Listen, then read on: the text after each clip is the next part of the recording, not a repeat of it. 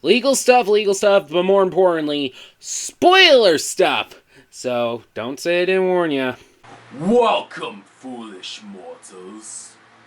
I think you take a while to guess what we're talking about this episode. I could just eat you alive. Oh, that's sweet, right? Muppets Haunted Mansion. Back in May of this year, Disney announced a brand new Muppet special in time for Halloween entitled Muppets Haunted Mansion, and oh god, with a name like that, you knew everybody was gonna be hyped. I mean, why wouldn't it be? First of all, you got the Muppets, aka some of the most iconic characters of all time, like Kermit, Miss Piggy, Fozzie Bear, Gonzo, Rizzo the Rat, even though I don't even think they're going to be using much of Rizzo now that Steve Whitmire is fired. And you also got the Haunted Mansion, which I don't really need to say much about it because I already said about it last year. But in short, it's a half century plus a little bit of change. Old ride at Disneyland, which was cloned at Disney World, Tokyo Disneyland, and somewhat cloned in Paris with Phantom Manor, which is a little bit better because it got Vincent Price as the ghost host. So obviously, when it was announced, the internet went nuts for it, and they wanted more. I mean, obviously, it was going to work out well. I mean, it's like chocolate and peanut butter. It's going to mix well. And honestly, with a name like Muppets Haunted Mansion, it sounds like how ice cream tastes, or like how freshly baked cinnamon rolls smell. And I was so excited and couldn't wait for it to premiere. Unfortunately, the day it premiered, I got preoccupied with a million other things, specifically family-related. I'm sorry, family takes more priorities over a Muppet project. Does that make me a bad fan? Yes. Shut up! And besides, 2021 has been a really crazy year for the Muppets to begin with. But just because it was a crazy year doesn't mean it wasn't also a good year. Especially when the year kind of ended off with this. Now we'll be talking about all the behind-the-scenes stuff and go into the actual review, but I'm doing this one movie later style. Because I'm running out of time, because I'm recording this on October 20th.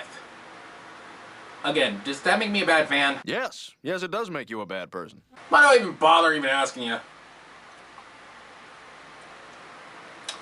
Why does this blood taste fruity? This is Gatorade, isn't it?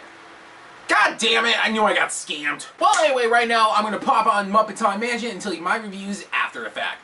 So we'll see you in just a second.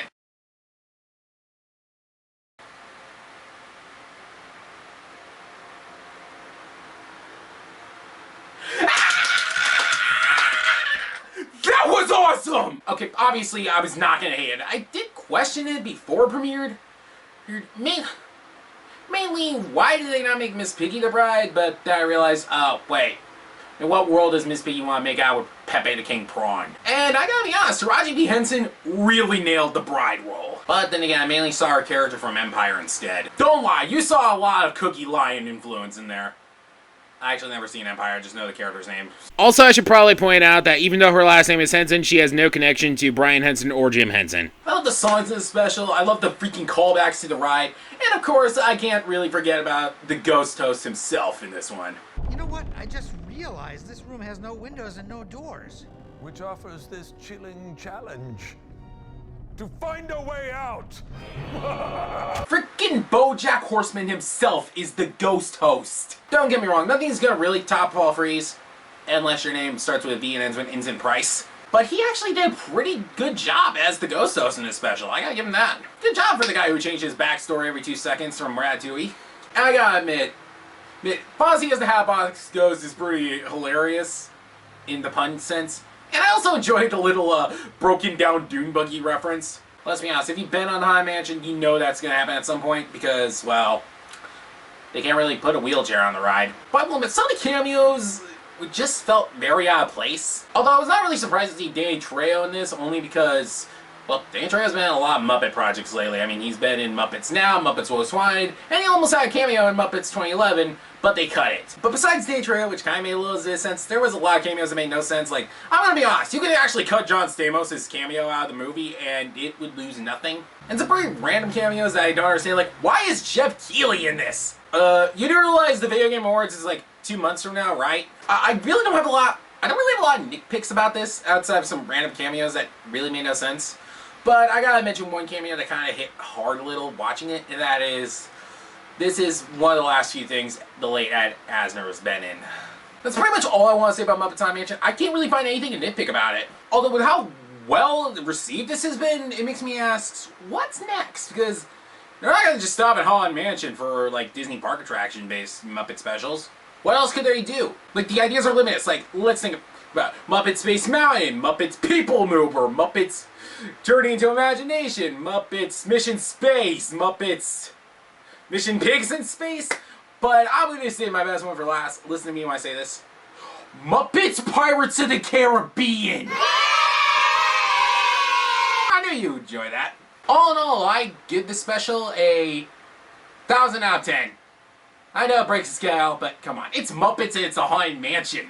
Why would I not? I mean, this is going to become part of my Halloween staple every year.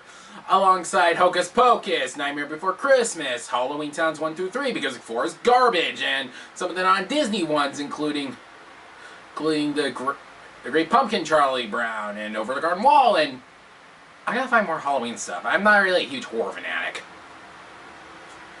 And this is coming from somebody that's drinking the scam blood.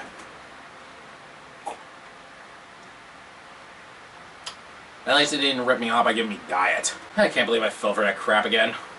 Well, as I refilled the fake blood into my cup right here. Oop, looks like rum's all gone.